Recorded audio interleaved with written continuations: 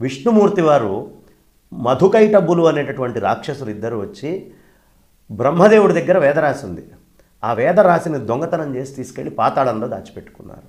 బ్రహ్మదేవుడు అన్నాడు, వేదం నా దగ్గర లేకుండా నేను సృష్టి చేయలేను తండ్రి అన్నాడు. ఓ అవునా, నీ సమస్య ఇదా అని చెప్పి స్వామివారు విష్ణుమూర్తి హయగ్రీవుడి కింద వెళ్ళి ఓ దగ్గర నుంచి పెద్దగా అరిచాడు. ఏమిటి ఈ అరుపు అని వాళ్ళు ఆ అరుపు వచ్చిన ప్రదేశానికి వస్తే వేదాలు దాచిపెట్టిన ప్రదేశానికి వెళ్ళి విష్ణుమూర్తి మళ్ళీ తీసుకొచ్చి బ్రహ్మదేవుడికి వేదాన్ని ఇచ్చాడు. ఆ తర్వాత మాతోటి యుద్ధం చేయమన్నారు.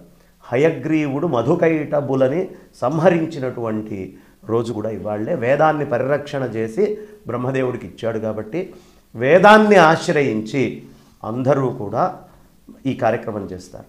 ఇక మిగతా అందరూ కూడా ఓ బ్రాహ్మడి దగ్గరికి వెళ్ళి దేవుడి దగ్గర ఉండేటటువంటి ఏదైనా ఒక రక్షని లేదా యజ్ఞంలో ఉండేటటువంటి రక్షని కట్టించుకుంటే చాలా విశేషమైన